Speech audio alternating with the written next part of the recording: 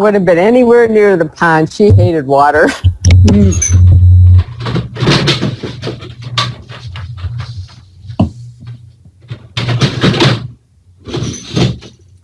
I am going to start asking you all to mute yourselves and to turn off your cameras, except for the moment.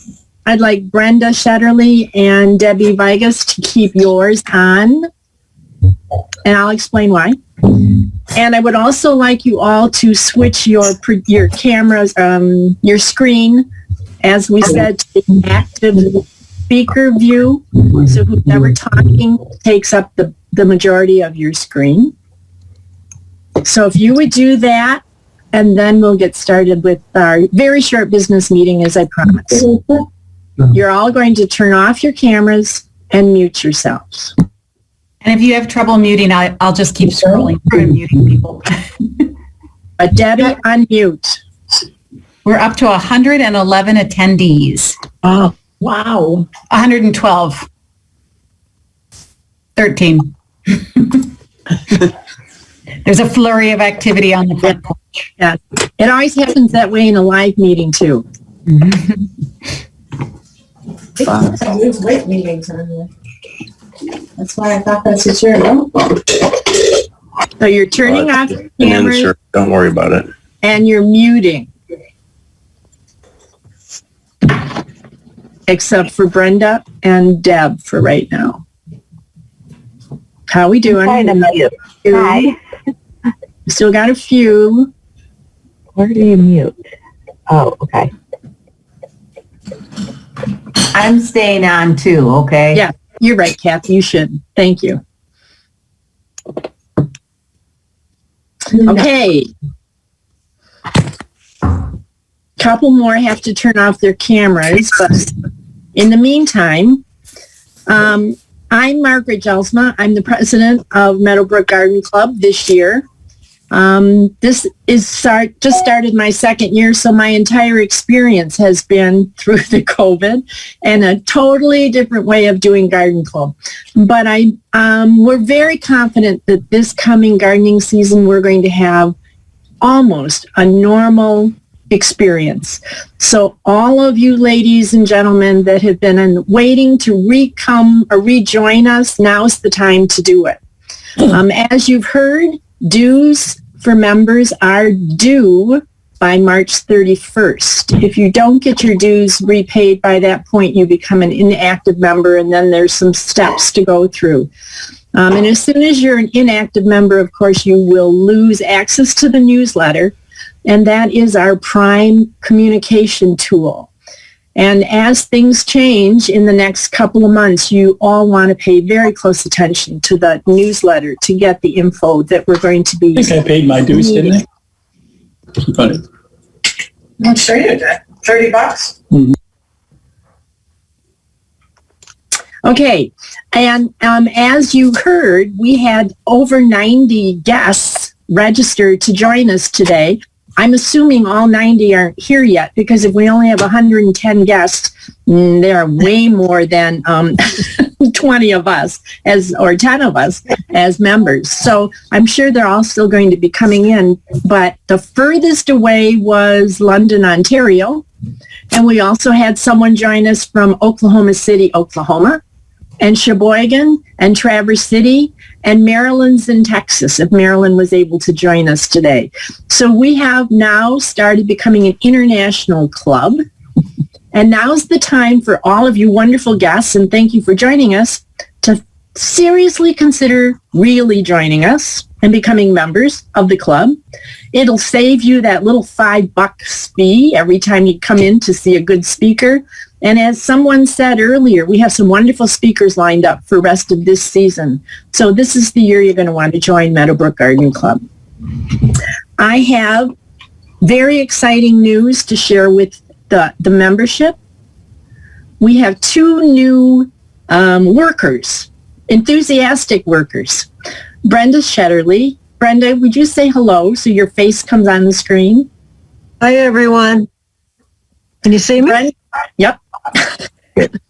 Brenda has asked to become the assistant Director of Gardens, and she'll be working with Karen Meyer throughout the planting season this year, and we desperately needed more help. And so we're very excited to have Brenda on board. She's currently the captain of Tilly's Garden. So every time you walk to the tent over the past, you've seen Brenda there working in Tilly's Garden.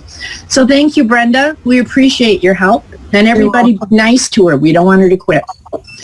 We also have Debbie Vegas. Debbie, say hello. Hi, everyone. Hi, Debbie. Debbie is currently the captain of Gatsby. And this was the first year she stepped in to take over Gatsby. She wasn't really sure she could handle it, and she turned out to handle it beautifully well. Are you going to keep it next year? Well, you have to say so. Everybody's listening. You can't get out. Yes, absolutely. There you go. Deb has volunteered to become the assistant treasurer and help Nancy Collins in managing the finances for the club and collecting the money, that big important part. So Deb, thanks for joining us. And everybody, next time you get to see Deb in the gardens, welcome her to a new assignment. So before we get started, again, the reminder is you are in active speaker view, so only the speaking person's screen fills up your screen. You're going to use the chat function, which is under the icon that has 3 little dots. It either pops up from the bottom of your screen or pops down to ask your questions. And Beth will monitor those questions and channel them to Janet. Your audio will remain off during the presentation, and so will your camera remain off. Okay? Everybody got it? Okay. Then let me introduce our Director of Programs, Kathy. What have you got to say today? It's all yours. Yeah, you have to turn, there you go. Sorry, I was muted. Hi, everybody. As I said earlier to a few of you, we are looking for speakers for 2022. So if you are a speaker or you know of a good speaker, please let myself or Beth know. It will be in the newsletter. Today, we are very excited to have Janet Makanovich speaking to our club. She's a well-known author and educator, professional gardener, and she's been designing and planting and maintaining gardens and landscapes for over 40 years. She's authored 9 books, developed and presented seminars, workshops, hosted radio shows, and written weekly garden columns, and helped gardeners in U.S., Canada, England, and Europe and Brazil. Today, she is going to talk about never stop growing in pursuit of low maintenance all the years of our lives. And we're trying to look at, well, there is no maintenance gardens. There are low maintenance gardens and yards, as well as different approaches that reduce work by making tasks simpler and physically easier. And you may be surprised at how much difference you can make on design modifications, variation in tools and timing, and more. So without further ado, Janet, we welcome you to Meadowbrook Garden Club, and thank you for speaking with us today. Thank you very much. I appreciate the camaraderie. It's been a long year of working by ourselves, and I look forward to gardening with other people once again. I'm glad to be here today, and I do call this Simplify a Garden. Sorry about the beeps. Because I am trying to simplify my garden. I have been trying for 20 years, and people ask me to simplify their garden. And it's a good time to be looking this time of year at what you can do. I have some caveats to tell you about the advice I'll be giving you here. And as I go along, I'll tell you that my husband, Steve Nicola, and I have been working together, gardening professionally and writing about gardens for 40 years. And we do know that gardeners who I talked to, you probably first met me when I was writing for the Detroit News for 13 years, question and answers. And I logged about 11,000 questions in 13 years, kept them all. I answered most of them and found that gardeners have a very bad tendency to save themselves time and turn around and spend that time in the garden doing something else. And so I just want you to know that at any point when any of this information sounds to you like, well, this isn't working, you can drop me an email. We keep up a website called gardenatozz.org. It's a labor of love where we put up the things that we write so that we can write new stuff and not keep writing the old stuff. Send us an email there, contact us, or search that place, because you're going to try to do these things and they're not going to work, or it's going to seem like they're not working, because you're going to find yourself wanting to be out there regardless of whether you've saved time and don't have to be out there. So gardeners make themselves work. We find it happening all the time. Things like pruning. It's time to start cutting things down in the springtime. And I tell people to cut things harder. I'll tell you that today during the presentation. Well, you'll do that and say, wow, that's really cool. And now I've got this room, and you'll feel that you have to plant something in the space where something is going to fill up later on. It is, I'd call it a sickness, except that I enjoy it too much to even think of gardening as anything like that. It's a passion that we have. So I'm going to talk in 3 chapters today. And at the end of each one, I'll stop and take questions, and Beth will help me find the ones that are in the chat. So before I get into anything really important here, you might want to make sure that you find that chat window, which is probably in the ... more menu. And when it comes to thinking up a question as we go along, type it into chat and hit return so that it pops up into chat right away. We'll be able to go back to those questions. And if you're like me, you'll have forgotten what question you asked, but there it will be still ready for us when we get to the end.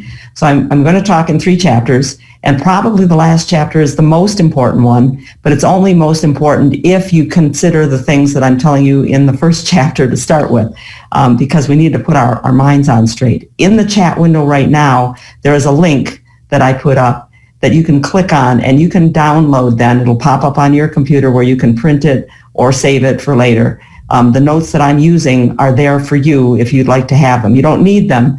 I'll point them out as I go along and tell you where I am, but there are a couple of details in there that you might want to keep for yourselves.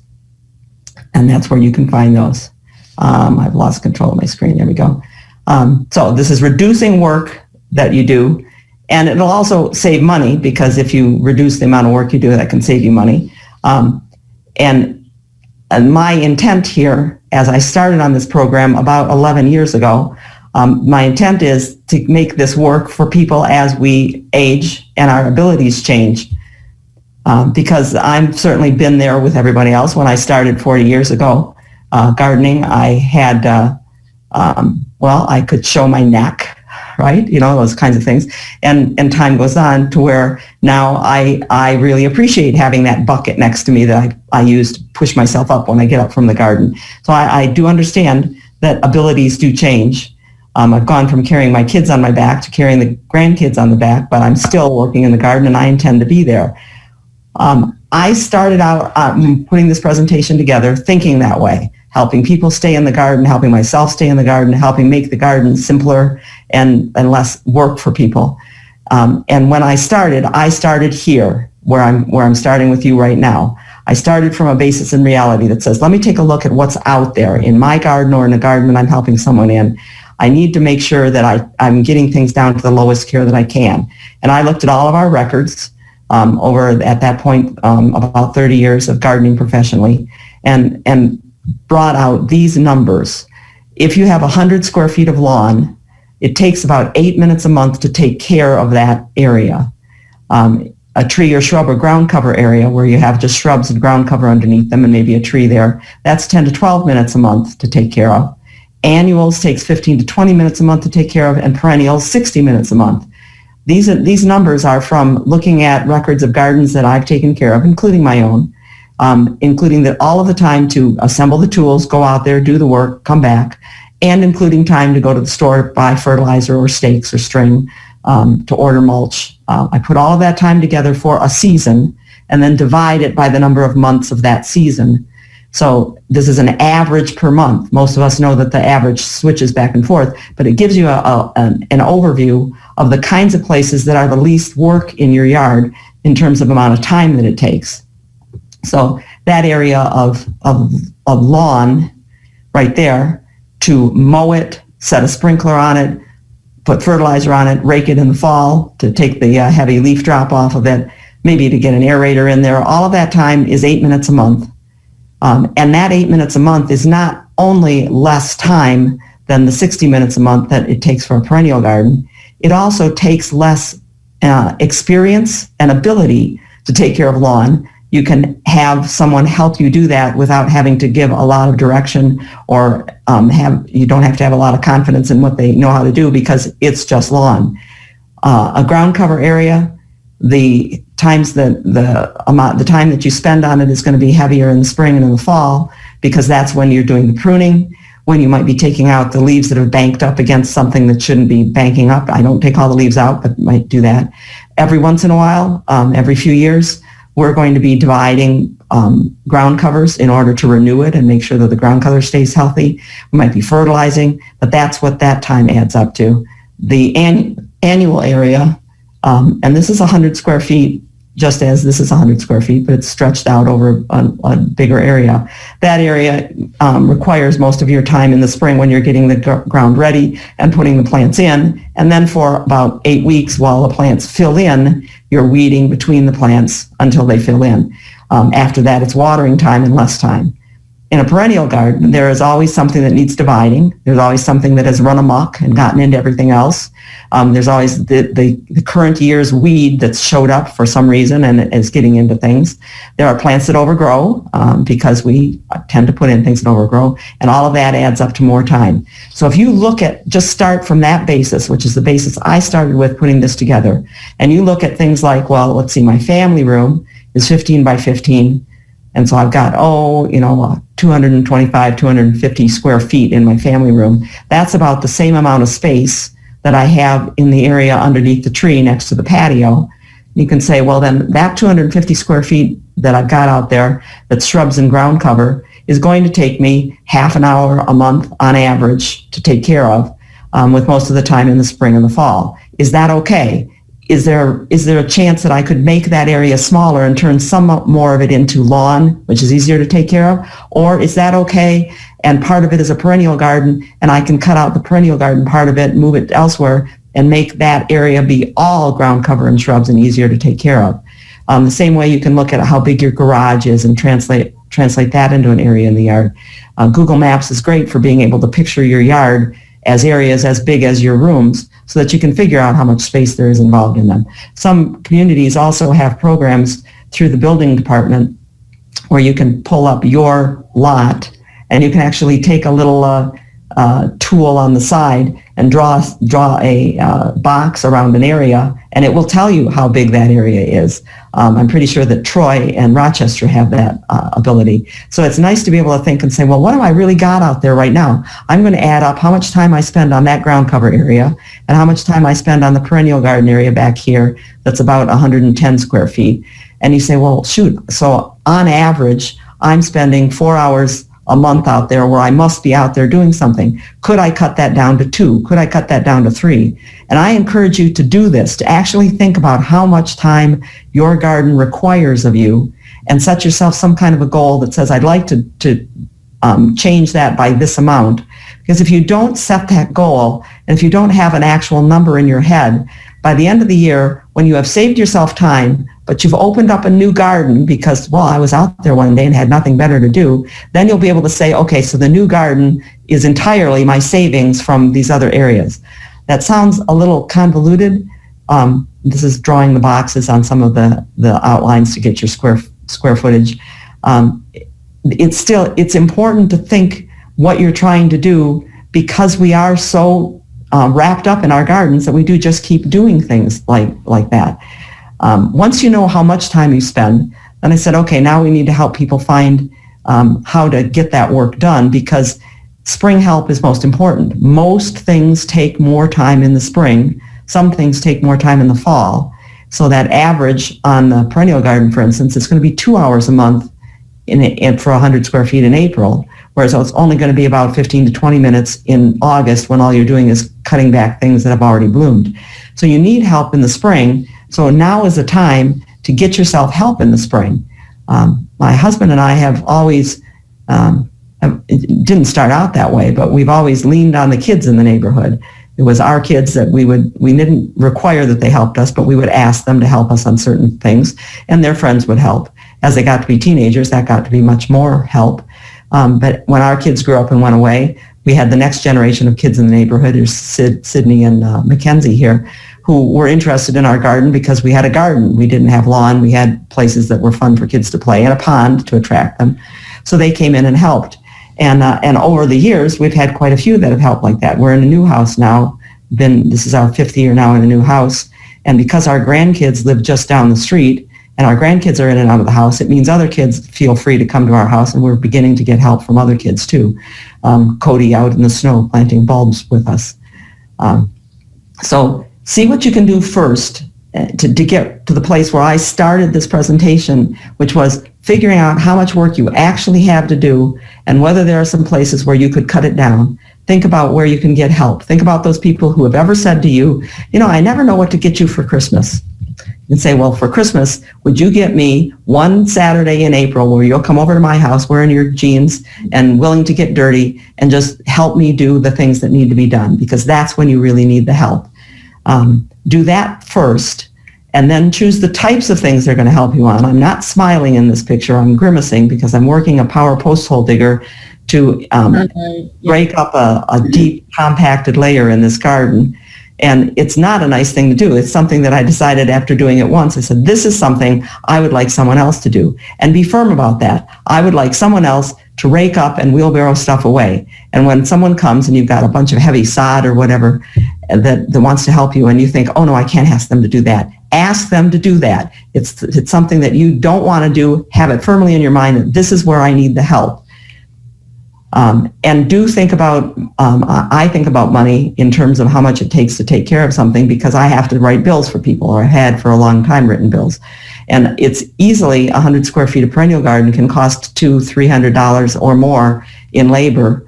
It costs about $1 a square foot, sometimes $2 a square foot, to buy the new plants you decide to get, the string, the stakes, the mulch, and those kinds of things that are there. So there is money involved in this. And a lot of times people aim at the money and say, I have to change how much I spend on this. I tell people, when you do that, think about hiring smarter, not cheaper. Ward Barnes here, who becomes more important as we go along, helped at the zoo for many years with us, and said one year, he said, I'm not able to do most of these things anymore. I'm not sure I should keep coming. I said, Ward, please keep coming, because when Bobby and Cody and Bailey are here, someone has to keep an eye on what they're doing, because they're as enthusiastic as can be. And they're, ever since Ward told them that they were building muscle by wheelbarrowing, they're running with the wheelbarrow rather than walking. But somebody needs to make sure that they're not burying plants. Someone needs to encourage them on what they're doing. And you're the expert eye. So having the expert eye plus the muscle is a good thing to have. And by having just the muscle, you might end up costing yourself. So don't cut into money when it comes to getting help that really can do the kinds of work that you're set out to do. Also, in terms of money, a lot of people think about power tools. I'm going to get some power tools. I'll get a blower. I'll get a power saw. I'll get these other things to help me out. Sometimes those can save you time, but most of the time what power tools do is save you physical effort. Not even always, but sometimes. And it is kind of a trap that you want to buy tools and go for the power. This is my friend Deb Hall and I, and we're cutting a yew hedge.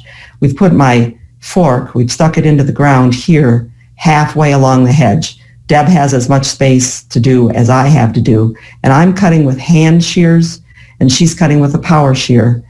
And we're cutting, as we do on this hedge every year, in the spring before the buds break, which is the absolute excellent time to keep your shrubs under control.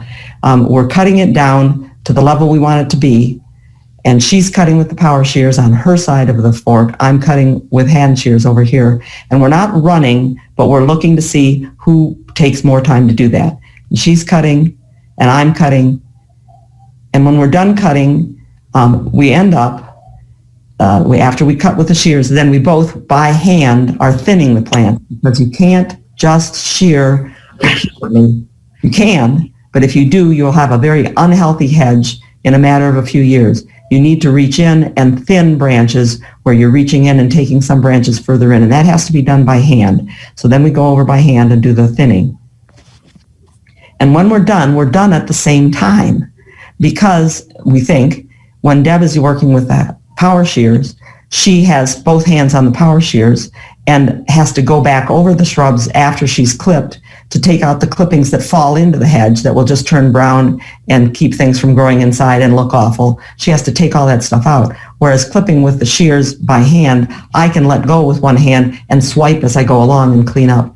So, and we found this on other kinds of things too. Blowers, shears, they're not going to save time so much as they're going to save energy. So if you're getting to where your shoulders aren't working well anymore, your arms aren't giving you the strength that you need, then yes, maybe rather than raking, you blow. But be careful of the power tool trap.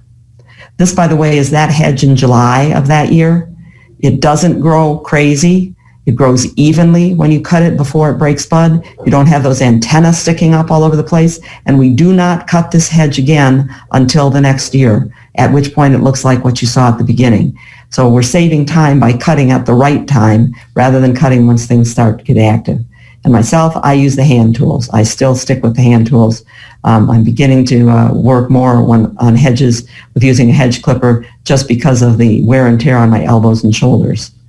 Now, I started from that point, and that's where I want you to start from, is a realistic assessment of what you've got in your yard. But then make sure at this point that you get a good perspective on what it is that you're going into as you continue gardening. And what I did here is I, along with a friend of mine, who's quite a bit older, well, actually, she's gone last year, but with a friend of mine who was interested in the same thing, we interviewed 15 gardeners, combined gardening careers of 900 years.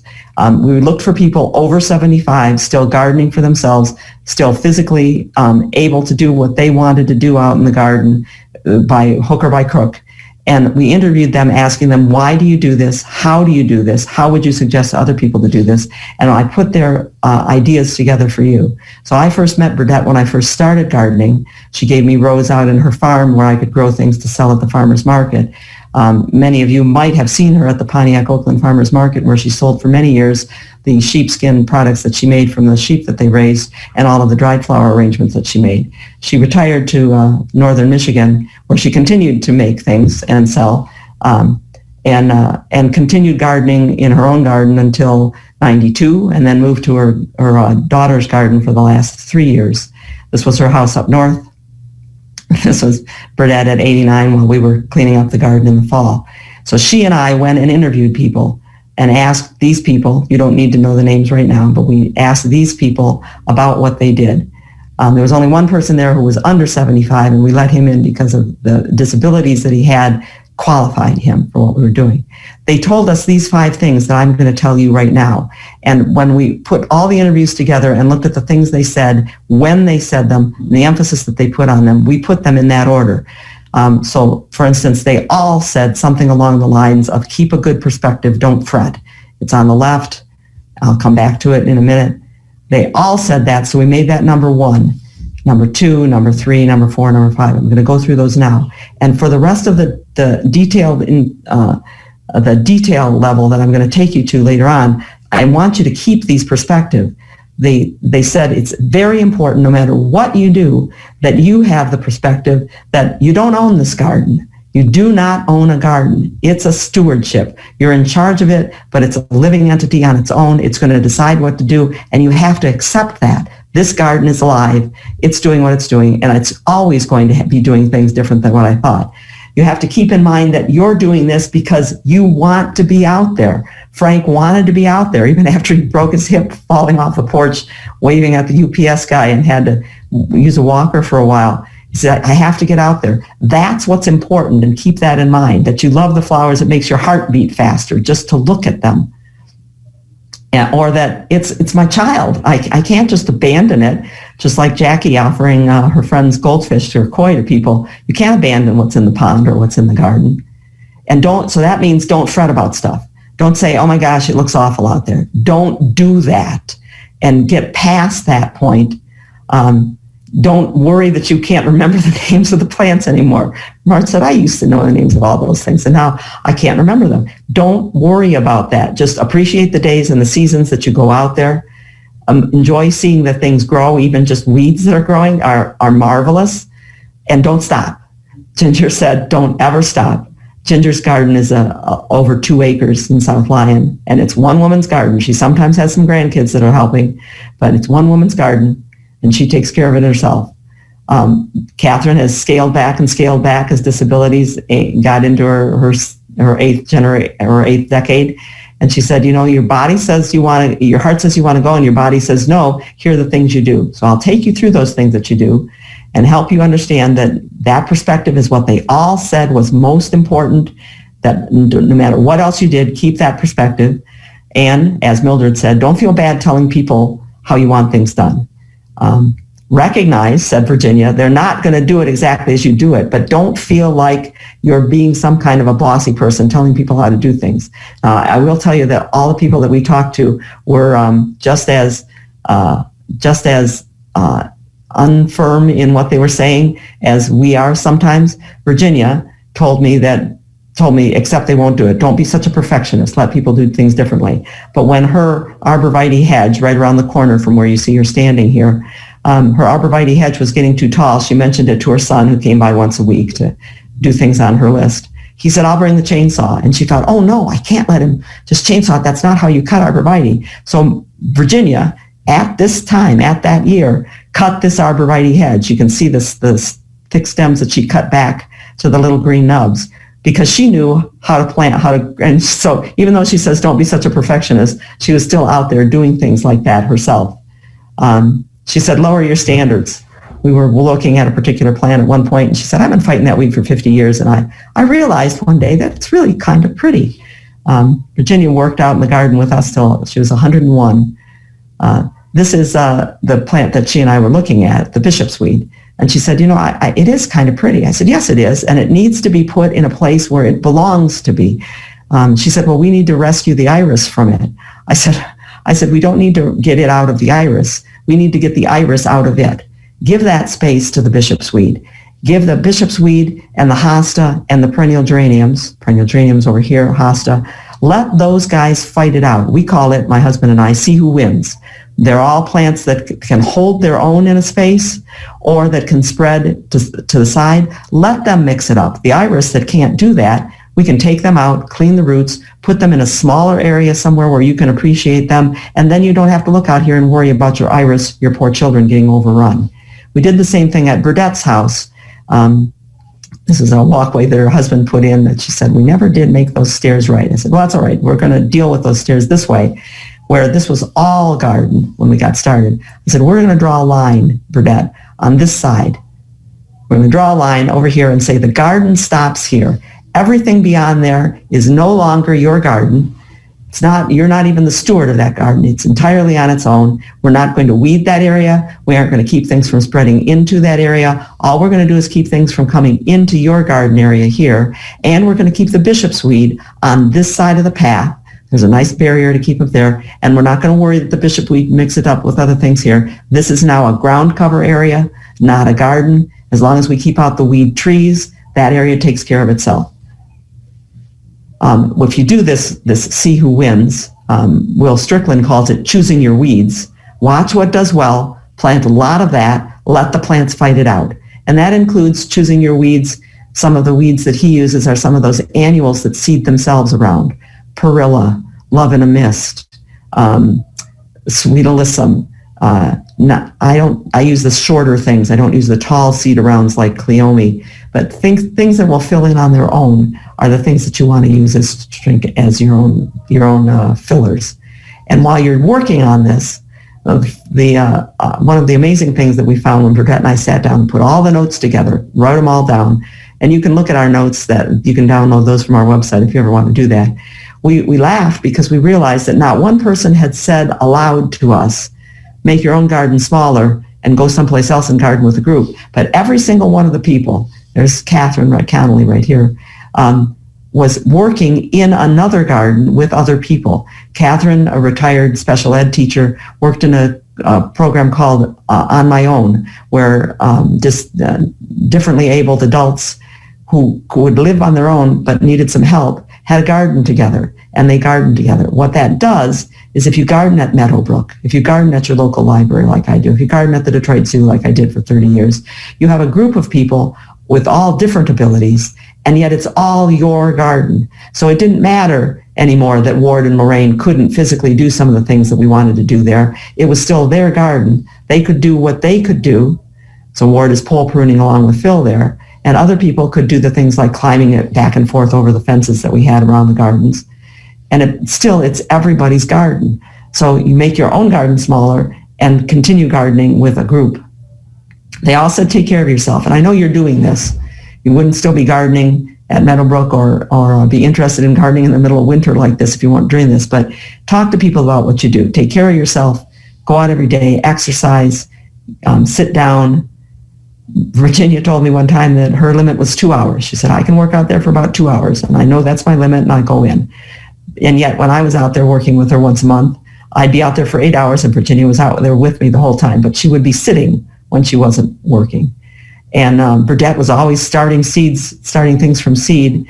She couldn't wait to get out in the morning, first thing in the morning, but she did her exercises every single day. Did her sit-ups, did her toe touches, she said, because I want to still be able to do this. And at 89, because she's 89 in this picture, I hope I'm going to be able to bend over like that. She's just as bent over as Mackenzie there at 11 and Phil at 50. So Burdette would come out every day, out her door, past the gardens that you see here, which are shrubs and ground covers. Shrubs and ground covers. They can look good and not need attention every day, because she had picked to go off to the left, past the ground covers, not paying attention anymore to the vegetable garden down here, which we're closing up. Year by year, turning it into lawn, which is simple to do in a vegetable garden. You just kind of smooth it out and put the grass seed in. She would go through the gate and to her perennial garden. She said, that's what I'm going to keep. That's where I want to be. That's where I'm happy. It's got its own life. It does its own thing. I don't care whether somebody thinks it looks messy or not. I know all the plants in it. I'm always seeing the things in it as they are at their most beautiful. I'm enjoying being in that garden every single day of the year, every single season, for everything that needs to be done. And even though other people don't see it, it's my garden. So she was choosing where to put her time and leaving things like along the way on the outside of the path that she took to that garden is this lavender hedge. It is a lavender hedge, and there's no barrier between it and the lawn. There's one of my dogs watching something walking around in there. And one year I said to her, you know, Burdette, this lavender hedge there's a lot of grass and other things growing in it now, and it hasn't been pruned back in a long time. She said, I know, but it's overwhelming. You never get it done. She said, it's okay though. I said, well, it's okay, but I'll tell you what, we can either take it out and let the lawn come right to the edge, or I can lift the plants, take out the weeds, and clip the lavenders, all the dead out of the lavenders, and put them back in again. She said, well, if you'll do that, she said, I won't do that. But so I said, yeah, I'll do that. I'm here. We'll do that. So I did that and put the plants back in, and they filled back in just nicely. But it could have been made lower maintenance rather than using someone to help you do it by just let the garden would still be pretty that she works in if this lawn came right to the edge. And the path is a much better, lower maintenance edge than having a grass lavender barrier to deal with on a regular basis. Everybody told us to sit and work. Janet stopped walking around. Lois sat on her roll around cart. So did Berna. Working on that bed that I told you about at Burdette's house, Burdette sat. Virginia, when she came out, I said, okay, Burdette. So Virginia had all kinds of chairs and a wonderful little wheeled walker, and we would sit and talk and work, but sit, wherever you can sit. I remember hearing a long time ago an interview with a man on his 100th birthday, and a question by the interviewer about, so what do you attribute your longevity? And the man said, I never stood when I could sit, and I never sat when I could lie down. And that makes a lot of sense to me. Another thing that they told us, and makes great sense to me, and I'm certainly doing more, and we did here at the zoo, is make things more accessible, make your paths wider. When it comes to number of square feet that you're taking care of, if you widen your paths to be wide enough, 4 feet, that you can set a wheelbarrow and still walk past the wheelbarrow and get to your garden. You'll take up garden space, which you probably don't need. It's probably a space that the garden has inched out on its own over the years anyway. Take that space back, make it path. Path is the lowest maintenance you can have, lower maintenance even than lawn. And you'll have a wider place to walk. You'll have a pretty area, because paths are pretty when they lead the eye. And you work on it. Jermaine, who's, I think Jermaine is 82 now. Jermaine said, I'm working on that. And one of the things she was working on was the back path. I said, well, Jermaine, then this gooseneck is probably not a good plant for you to have. Every year that gooseneck wants to take back over your path. She said, I know, we should get rid of the gooseneck. Paved paths are best because the edge is there and tells you for sure where your path is every year. You don't have to decide where the mulch ends and where the garden starts. Level paths that are easy to walk on. Burdett's son, Peter, made this path for her, and she laughs about it. And she said, I've been working on taking it out because I can't walk on that. It's not a good path to walk on. That's what I can walk on. So starting now with perspective, with where we are in terms of what your perspective is, are there any questions that you've got before I get into the details? And Beth, I will rely on you because I didn't have my chat open. It would have. Sure thing. So we have, Connie had made a comment last year for the first time. I had a terrible problem with moss taking over my gardens. That's so funny because I was just talking to my mother about I wish I had more moss. Yeah. If moss is taking over the garden, almost always moss is growing where other plants cannot grow, because moss is not a heavy competitor. It's growing where it is there's 3 things. It's either too acid, too shady, or too wet in the soil for other plants to grow. So when we see a lot of moss taking over, and we're not in a position like we have been where you've been, Beth, where I wish I had more moss in some gardens. If we want the moss gone, one of the first things we're going to do in Michigan is we're going to work on the drainage, because there's probably a compacted layer at some point further down, especially in an older garden where you've dug for many years. The soil 8 inches down, 9 inches down can become compacted from not having been disturbed, and the water will go down into the soil to a certain level, and then it'll slow down on a perched table on top of that compacted layer, and other plants whose roots cannot handle growing where water is sitting are dying back, but the moss is growing well. So the first thing we'll do is work on the drainage.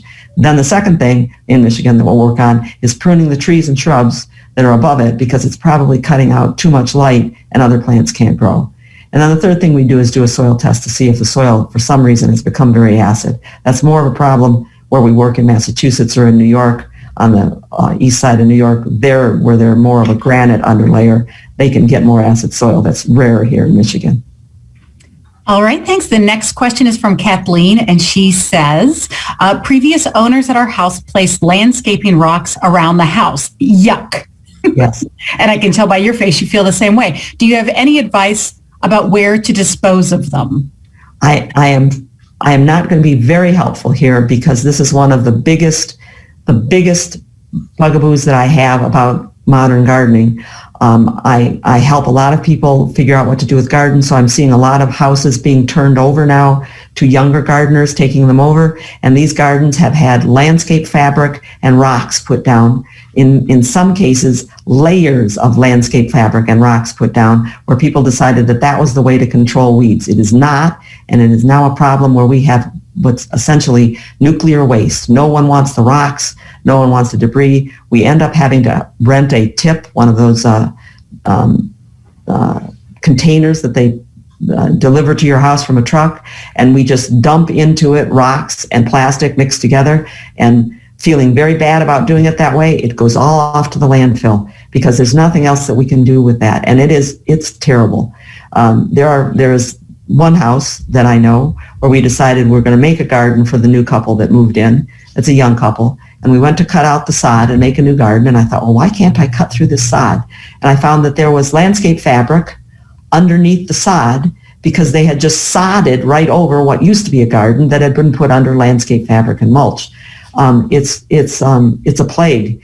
So what we do when we run into that is we take out all of the rocks we can, trying to give the plants the best breathing room we can, starting from the plants that are there and moving outward. We clear out what we can, slice the fabric and pull it out, because it is not good whether it's plastic with holes or not, or fabric, plastic nylon fabric with a weave and it lets air through. Both of them prevent roots from growing and prevent the soil animals from going up and down in the soil and aerating that soil. So it all has to come out. So we just start pulling it out piece by piece. At our new house, we've been doing that. It took us almost 2 years to clear the beds before we could start working on them. So I'm not giving you, I'm probably any real answers that you haven't thought of yourself. I'm hoping to just give you the encouragement and the sympathy that I know where you're at, and all you can do is just get out there and do a little bit more and a little bit more all the time. All right, we'll do a couple of more questions. We have Susan said, with a large neighborhood deer population, well, we must live close to each other. I'm bored with so few deer-resistant annual selections there are. A succulent garden might work for a sunny 8x10 space I have. Also low maintenance. Any suggestions? I have been accused, nicely, of making light of deer. I do not make light of deer. And it's not just where you are, Beth, or where anybody is. They are a problem everywhere. And I'm not making light when I say that, yes, it is a limited palette that you can use that deer don't seem to browse on, but that's the reality of where you are. If you're living where there are deer, plant what the deer don't eat, make the most of those things, choose your battles, those places where you choose to grow things that the deer do like to eat. That's going to be your labor now to go out and keep putting repellents on there or put a fence around there. There's no silver bullet, no magic answer. And I am continually, eternally frustrated in gardens where, although we put things out that they don't eat, the bucks come and beat the living daylights out of the things that they don't eat because they're nice woody plants that they can beat on. So we have come up with, my husband and I, some pretty surroundings for them. Rather than just putting chicken wire to try to protect plants, we actually put stakes in the ground that we weave rope around in a space deer head height to keep the bucks from being able to get their head in to the trunk. Because if I'm going to have to live with a barrier for years until this plant gets big enough to handle it on its own, I'm going to have to live with a barrier. So I don't have real good answers for you on the deer. Use the fragrant plants that they don't eat, like the bayberry, and use them for all of their characteristics they have. That's nice. Bayberry has a deep green leaf, a nice scent to it, a loose open form, and so it looks good with things that have a more upright form, like the ornamental grasses, because for the most part the deer leave the grasses alone. Those are what I do, is I use things as they're the common plants that I'm able to use, and I try to use them in the best ways that I can. I'm sorry, deer are such a pain. They're a beautiful part of the garden, but it's such a pain. I'm going to combine these next two questions because they're a little bit together, from Beverly and NT Moore. Beverly writes, I cut my shrubs last fall. Did I really ruin the shrubs? And the second question, which might kind of roll in together, should boxwood be trimmed and thinned in the spring? Yes. Okay. I'm sorry that I was looking. Want to lump those together? I was looking down at my screen, and I focused on the boxwood here. The first question was, I'm sorry. I cut my shrubs last fall. Did I really ruin the shrubs? Okay, no, you didn't. We cut things in the fall too. If they're established plants, you're probably not doing any real harm to them. New plants, you might be removing a significant amount of the energy that they stored up if you're cutting in the fall, because what we think of in the fall is still active growing season for the plants. They're still, even when the leaves are gone, they're still transferring carbohydrates down through the wood to the roots. So a brand new plant, you might have wanted it to have all of those carbohydrates, and you've taken some away by cutting the branches off, but you probably haven't killed the plants. In an older plant, you're just reducing some of the energy that it would have to overgrow this year. We cut boxwood, and most plants that we're trying to keep under their potential, less size than they want to be, we're cutting in the spring before bud break, or we're cutting in August after they set buds for the year. So sometime from the second half of August, when the heat breaks at night, we'll cut until about the middle of September, and then we'll either cut during winter thaws or at the end of March, just like you saw us doing with the yew. And we cut back harder than, so if we want them to be this tall, we cut them back to here to let them grow and we thin them to let growth come from inside the plant as well. And now is a great time to start doing it because it's mild enough weather now to start cutting the boxwood. Excellent. There are a couple of people who sent private messages to me, which is what, I'm sorry, it took my attention there, Beth, for a minute. And it's best to put your message to everyone, not just to Janet, so that Beth can see them and keep them in order for me when we get to the next section for questions. My minutes per month includes just the growing season, which for most seasons in Michigan is 8 months. Sometimes it's 9 months. So we add up all the time and we divide it by 8 or 9 and say that's how much per month. Okay, so should we keep going then, do you think? I'll tell you what, I'll give you one more question and then we'll keep going. We'll head back to your presentation. From Kathleen, we took down, and only because this has 3 question marks, so this is a serious question. Kathleen said, we took down 2 hawthorns to eliminate debris in our pool, but now have 2 low stumps that cannot be ground due to our fence. Any suggestions? I plant next to stumps things that put their elbows out over the top of them. We've planted some of the ground cover roses to cover up stumps. We've used them as pieces for a succulent garden in a hypertufa pot. We plant geraniums that Roseanne will spread 2 feet to the side and cover things up. So we just plant right next to them. And in time, those do rot. There are products that you can buy and drill holes into the wood and put them in to speed up the rotting. I don't think that they are a significant difference in the rotting, but over time they do break up and you can take them out of there. But it does take years. So we just cover them. And planting next to, you have to think that plants have more space than we give them when they first, it looks like the plant is sitting just next to the stump, but by the end of the summer it's covered over the whole stump. Perfect. We have a couple more questions, but we'll go on and save those for the next round. Okay, thanks, Beth. Yep. All right, so we'll call that the end of chapter 1. So if you're looking through this video later and looking for things, that's getting your perspective right. Now then, we'll go into the detailed things, the things about tools and plants and design that people told me and that we put together for you in this outline that you can download from the chat. At the beginning of the chat, the link is there, or you can go to my website, which is gardenatz.org. If you click on the About Us section and then Webinars, and then there's a conference materials page, you can scroll down through and you'll find this material there.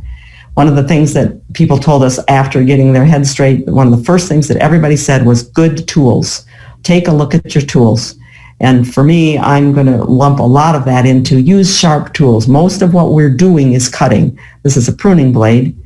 And if you look at it, if that was your kitchen knife, it would cut almost nothing for you, but it would slip a lot to the side and cut your fingers more times because it's not, those notches on there are drag on your hand and they're damage to the plant. Get your things sharpened. Either learn to sharpen them yourselves. I carry a little sharpening kit with a honing stone and a file and some honing oil in it. And I sharpen things before I use them each time I use them because it makes a difference. And if you think about not just pruners, but your spade and shovel, the file works to sharpen those, or take them to someone. Most people don't know, of the people that we've talked to over the years, they don't know that spades and shovels do not come sharpened. They come blunt. You need to put an edge on them, and the way that they cut is so much better when you sharpen them that you won't believe it. And that goes for hoes and weeders too. Sharpen them. Put an edge on them because there's force involved, and force is what wears you down and takes more time. I don't want to get confused with tine here. There are 4 tines on a fork, and those 4 tines have less surface area at the tip than a blade that would go solidly across that area. When you step on your spade to put it into the ground, you're putting your weight across the area that is the spade blade, and that's figured out as your pounds per square inch you're putting on the soil. When you step on a fork, you're putting your weight over a smaller area. You're putting more pounds per square inch on the soil, and you are able to drill in much more readily than with a spade. So sharpen your spade, it goes in more easily, or switch to a fork. A digging fork can dig out plants just as well as a spade can, and a fork does a great deal in terms of weeding. Burdette's favorite fork is her hand fork, was her hand fork. where she uses her hand fork the same way I use my larger fork. She puts it in next to the weed or next to the plant with the weeds in it, inserts the fork, bounces the fork, which means you push down on the handle. Push down on the handle while you pull up on the weed with the other hand, and you're going to get much more of the root that way without damaging the plants around it. And that's the fun part, is using good tools. So use good tools and look at all the edges you have. Get all of your edges sharpened. You want help? You have people in your family and friends that want to help you. Say, help me sharpen this. We have some sharpening information on our website, and every year, we've already done it this year, but every year in February, we get together with our volunteers from the Waterford Township Library, and we all sharpen our tools together. Everybody just sits and talks and sharpens tools. It's great fun, and as long as you have a couple people who know what they're doing, everybody gets along just great. The second thing that everybody said is get wheels. Put wheels on things. Don't carry anything that you can roll. Not anything. This is Deb Green at our zoo garden with a wheelbarrow that is lightweight fiberglass and has an air tire, not those old hard tires. And that's funny. That's my dad. How we ever got around with those. But if you think about those Rubbermaid things with the hard plastic tires, you're looking at the same thing. Every bump you hit, every rock you roll over is a vibration that goes straight into your elbows and shoulders. So get good wheels. I use this ball cart to haul around heavier things with its big rubber wheels on it. Burdette has a rubber wheel with a lower profile wheelbarrow that she uses. And she says she makes sure that the compost is always downhill so that she's always dumping downhill. And she also has a cart to get down to the vegetable garden. She no longer walks down that hill to the vegetable garden, or she didn't walk down to the vegetable garden. And in most botanical gardens, that's what you're going to see the gardeners using, wheels. Get around with wheels. Ginger, it's how Ginger gets around in her garden. All of her paths are wide enough for her little tractor. That's Ginger Reichenbach. And her pull around, she pulls around a container of water. I do the same thing when I'm watering in my garden. And we will get into watering later, but I put buckets of water in my wheelbarrow and wheel them out to where I'm going to use them. And there's no list of tools that I can give you that says, here are the best tools. I like the Felcos, but I like Fiskars better, or I have liked them better. I think that Fiskars has opted to have a different manufacturer make them, and there are some differences now that I'm not liking as much. But one of the reasons that I like the tools that I like is because I've tried other people's tools. And you have that opportunity as a gardener at a community garden too, to meet other people and try their tools too. Here, you try my wheelbarrow. Wow, I like this wheelbarrow. Or I like these new handles that aren't just a bar but have a grip on them. Or I like your weeder better than my weeder. Because you can't tell by looking at catalogs what it is that you're getting into. Although it has hard rubber wheels, this old cart that Virginia had was still her best friend because it had, like this wide handle here, had two bars down below, so it sat very steady on the ground. So she would go out to prune her cornelian cherry and use that as something to lean on. So she had a good reason to use that tool. And she used Klaus brand pruners. Dale White at Uncle Luke's Feed Store carries the Klaus pruners, and Virginia ordered hers by mail. And the reason that she liked them was because they worked easily for her, and I'll show you in a minute the other reason. I like things that have shock absorbers.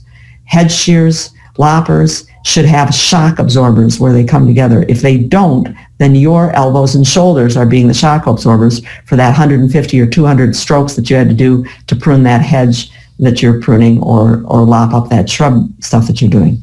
The reason that Virginia liked her Klaus pruners so much, and that I like the Fiskars better, is that, shouldn't have changed, is that at full open, this is full open on the rotating handle Fiskars, they're taking up this much room on my hand so that my fingers, even at rest, can hold that pruner in my hand. My screen keeps changing.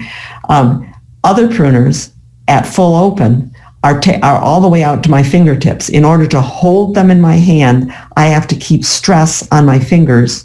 I have to keep tension to hold the pruners, and that's wear and tear on my hand. So make sure your pruners fit your hand. You should be able to hold them in a relaxed hand, not have to hold tension on your fingers to hold them. And your other things, when you're trying out other people's weeders or other kinds of things, you're looking at how well they work.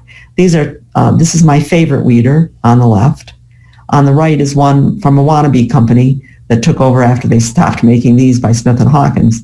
And the one on the right, you can see even in this picture, has scores on it. The metal has not been worked as well. It's not as smooth. And that smooth metal, that rough metal is drag. Every time I drag this through soil, it's causing more drag and it makes it more work for me to pull it through.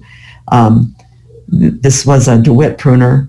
This was the Smith & Hawkins pruner. They're also attached differently and hold on more firmly. You're not going to find these things out without trying other people's pruners and weeders, because the angle of attachment of the hoeing part, I'm sorry, my hand is not liking my computer today. The angle that it's attached is a little bit different. It means that you hold the handle at a different angle, and the weight and the balance is different. So try other people's tools and just get rid of the ones that are not good tools. Just get rid of them. If they rust, that rust is drag, and that they shouldn't be doing that. Get rid of that. Get something better. Now, I say that, and yet Phyllis Dennison, one of the people that we talked to, is still at 90, was out doing her garden herself. Which, thank you. I don't want anybody else out here, she said. Her favorite weeder was a screwdriver that one year she picked up that screwdriver and found that it really worked well to lever weeds out. I've got no qualms with that. Her favorite wheelbarrow was one that I threw out 35 years ago. I threw it out by the garbage when I switched to the rubber tires with air in them. And she said, would you mind if I took your wheelbarrow? And still using it all those years later. But she only rolled it on pavement. They all said be smarter in choosing plants. Now here's one of the main sticking points that every gardener is going to have with being simple, is we won't get rid of anything. And being smarter in choosing plants means that you have to get rid of the dumb choices, and that means getting rid of some things out of your garden. Burdette would not get rid of her delphiniums. Delphiniums should not look like this in the spring when they come up. They should not have leaves that are already distorted and stems that are already discolored. That's bacterial and fungal diseases that build up in the soil around a delphinium, unless it's growing in Scotland where it's never above 70 degrees and always moist and cool. A delphinium should look like this in the spring, not like that. Throw it out. Burdette just loved those delphiniums and could not throw them out. And when you keep a delphinium, and when it gets to blooming time, the base is like this where you've been cutting out dead, then you know you've just paid the price for that, because it's continuing to be diseased. It's not looking as good as it should, and you're having to stake the thing. When you take things out, when you can manage to take things out, put them at the end of your driveway with a sign that says free perennial. Let some newer gardener learn them if you can't get rid of them. Put them on your compost, where when somebody comes by and says they want some plants, you say, oh, I've got some, because you know they'll still be there on the compost. But get rid of them, and don't fill the space. Don't fill the space where you take out something that was wrong. Let the plants nearby tell you who's best, and move that into the space, or let it move into the space, because you're not really creating that much space when you take things out. You really aren't. Most of us crowd too many plants in too small a space anyway, and it's why we make ourselves so much work.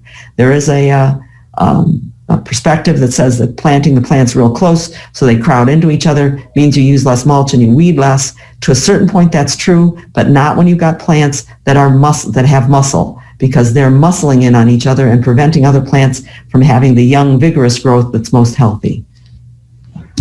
Being smarter in choosing plants means if you have to stake it, get rid of it. I do. But if you have to keep it, like Burdette's delphiniums, or you've got one of those old-fashioned peonies with the heavy flowers that flops over, then for heaven's sake, buy a staking kit, something that you can put on the top of it in the spring, let the plant grow up through it, rather than having to, because that takes you a minute, 2 minutes to walk to the garage, get the kit, put it on the plant, as opposed to waiting until it starts to fall, when it takes you half an hour or 45 minutes, and 2 people, one to hold it up and the other one to tie it up.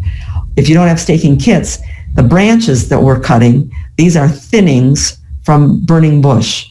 Burning bush, we're pruning like the yew in the early part of the spring before it buds out. We're cutting it back shorter, and we're reaching in and taking branches all the way down to grow for more years.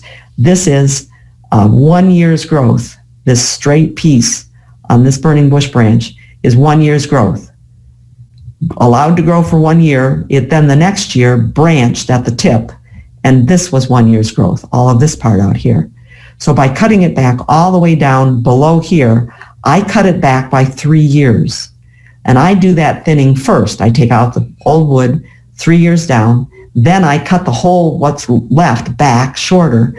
Now I have all of these nice pieces that are long and have fingers at the end that I can stick into the ground around things that might need to be propped up and let the plants grow up through them. It'll just look in the early spring like there's a branch ready to leaf out, and the plant will grow up through it and put its elbows into those crutches and take over from there. Delphiniums, though, are one of those that inherently you can't do that with a delphinium. You have to stake every single stem all the way up to where the flower starts, and that makes it more work. This is at the Edinburgh Royal Botanical Gardens in Scotland, and this is their delphinium, monkshood, and foxglove area. And you see in the spring, they've basically woven a wicker screen on top of the entire planting with willow and birch and red twig dogwood in order to have those plants have something to lean on. Now, getting rid of things that are too much work is a matter of looking at what you're doing. People ask about how to prune this and how to prune that. I want you to take that first perspective of the garden has its own life, and you put that thing out there, it's going to keep doing what it's going to do. Maybe you need to take the whole plant out, because this is a dwarf lilac, and this is a dwarf lilac like people imagine a dwarf lilac, below the windowsill, blooming, looking good, smelling nice. That's not what a dwarf lilac wants to do. To keep this dwarf lilac this size, every year, right after it blooms, I do this to it. So all of that stuff that's laying on the lawn is stuff that I just cut out. Long pieces that I cut all the way down to the ground, and then the newer branches that are coming up from last year's pruning I leave up. Now it can grow up to the windowsill again, and it can bloom. And so some of those I'm reaching all the way down in and taking this older branch all the way down out of the plant. The next year, this is the next year, it's bloomed again. Oops, sorry. It's bloomed again. The blooms are fading. It's time to prune it again. I look at it and go, you know, it crept up just over the windowsill now. I need to cut it harder this year. So I cut it shorter. Can you see that it's shorter than it was the last time? And every single year, this has to be done to this plant in order to keep it small enough for that space and blooming. And it means sticking my hands down into the bottom, looking for the oldest ones and cutting them out. It doesn't take a long time, maybe including cleanup, maybe 45 minutes, but it's an every year job that has to be done, because there it is again, back up again. And I'm cutting it harder. But if I don't do that, it looks like this, because when the people moved into the house, this was what they had. They said, what is that? I said, it's a dwarf lilac. Oh, we love lilac, they said. I said, well, really, it wants to be up to your eaves. They said, well, can we keep pruning it? I said, yeah, but not like this, because you keep shearing it like this. You end up with this hollow ball look and a weak plant with tiny leaves and tiny flowers that don't smell very good. So it looked like this, now it looks like this. But the real answer is, to simplify, is take that out and not necessarily put another shrub in. There are shrubs that would stay that small, a spirea, a potentilla, which you could cut every 3 years down and have renewed wood. But even better would be something like a goat's beard, something, or a lespedeza, purple bush clover, something herbaceous, a peony, a tree peony, one of the new peony hybrids, something that would during the growing season grow up to that size, not grow past that size, and every year could just be out of the way. That would be the better thing to do, and that's the hard thing for gardeners to do. Audrey did that. I had told her when we looked at her garden, I said, you need to take some beds out and turn them back to lawn. So when we looked at her garden, I said, well, the first thing I would look at, Audrey, is that this area in the middle of your backyard, every plant in it you have elsewhere in your gardens. So if you took that garden out, you would not be losing any variety in your garden. You'd still have all those plants. So let's take that and make it back to lawn first. Then we can start working on consolidating your perennials in the areas that you see the most and making the back areas more just ground cover and shrubs and make it easier for you. That's what we were doing there at Burdett's, in peeling things back and setting limits and filling in the vegetable garden. So now Audrey tells other people, she said, use more landscape plants and less garden things. And by that, she means what she and I have been working on together. Lawn is a landscape plant. Lamb's ear would be one of the garden plants that's an analog. Lamb's ear covers the ground, changes the color of the ground, keeps the weeds down. So does lawn. But lawn is easier and takes less experience to take care of than lamb's ear does. Lamb's ear dies back in the middle of the year and can look bad and require you to be out there in August clipping out dead stuff. Dwarf spirea is the landscape plant that can replace a peony, about the same size, but doesn't have to be cut down every year. It can be cut every 3 years. Rosa Sharon gives you height and flowers in the late summer like sunflower does.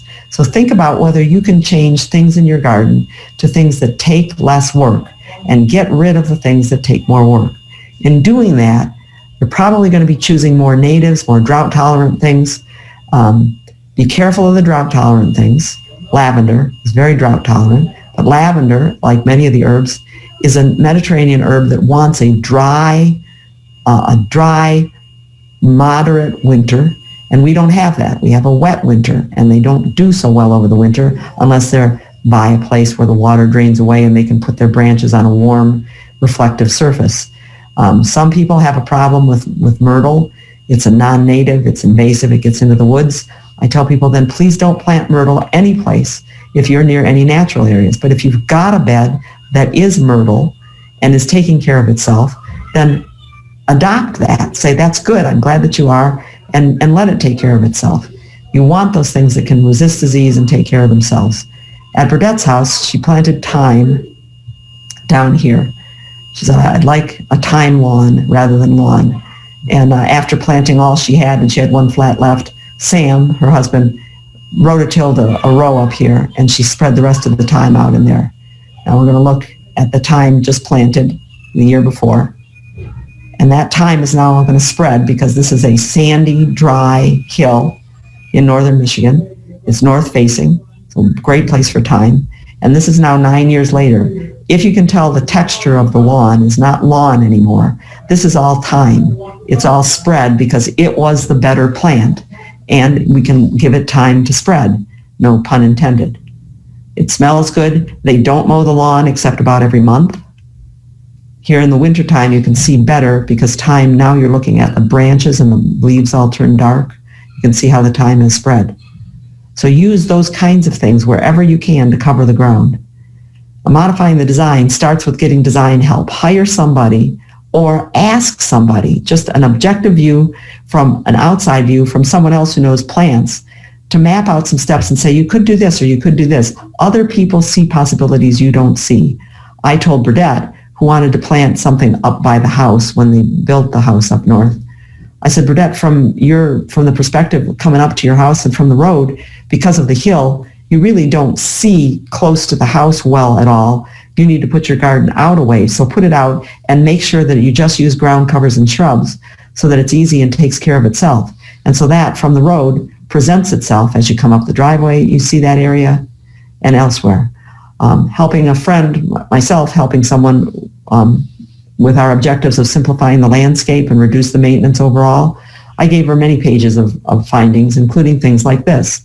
Said, coming up your driveway to your house, you have this layer underneath your shrubs. Shrubs are taking care of themselves. But you have lamium next to coral bells, next to perennial geranium. So this area right here, you drive past. You don't sit with your chair and look at. And you have plants in here where you have to referee. This coral bell cannot spread quickly enough to stay out of the way of the geranium spreading from one side and the lamium from the other side. If you like the coral bell here, there's another one blooming back here. If you like these coral bells that much, take them out, put them in a place where you can give them the higher maintenance that they need, and let the ground covers take over here. Stop making this a garden, make this a ground cover area. And at the far end of it, as you come to your garage, I can see that when you come out of your garage, you want to look this way and see something nice. And you do have a nice composition here, your bird bath and a sculpture. But what you've done here in the background is lily of the valley and myrtle coming in. You've cut across that area and made this front piece perennial garden. This is high maintenance. This is lower maintenance. And you now have edge. All of the orange is edge. All of the blue is edge. And edge is your highest maintenance part of any garden or landscape area. The edge is where you have to referee or put in a barrier. And you've increased your edge by cutting across the garden. I would recommend that you take these plants out of here, let the ground cover come in, take the rocks away from the edge because they make edging difficult. That's what rocks do. Get those rocks away from the edge to make this blue dashed line edging easier and eliminate the orange edge entirely. So it could look like this. We could just plant, let the myrtle come in, use the rocks as a berm here.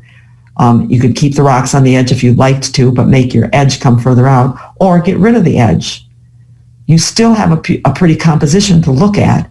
And this is to the point about the deer problem, is you don't have to have 7 different kinds of things. You just have to use the space as well as you can use the space with plants that do well with deer. We're just being asked to be more creative. Raising your beds. Everybody said raise your beds. Frank said while he was on that walker, he said, my gosh, I can't get down at all. He was busy making himself things to come up higher. We do the same things. These are PVC pipes, the heavy-duty PVC that's used to go underneath a driveway, for instance. But it's a white plastic pipe, the same as you use in plumbing in the house. We just buy the bigger pieces and we cut them to the length that we want for height, paint them. The paint lasts for a long time if you just use good spray paint. And we set them in the ground. And they become a planter. Things grow very well. They can stay out all year round. There's enough root space in there for a perennial plant to live. Trees and shrubs live in these things, and yet they're up at your height. Start thinking about making your raised plant, your beds raised, whether you raise the edge with timbers or block, or whether you just raise individual areas like Frank did while he was on his walker. He just built himself things he could work on.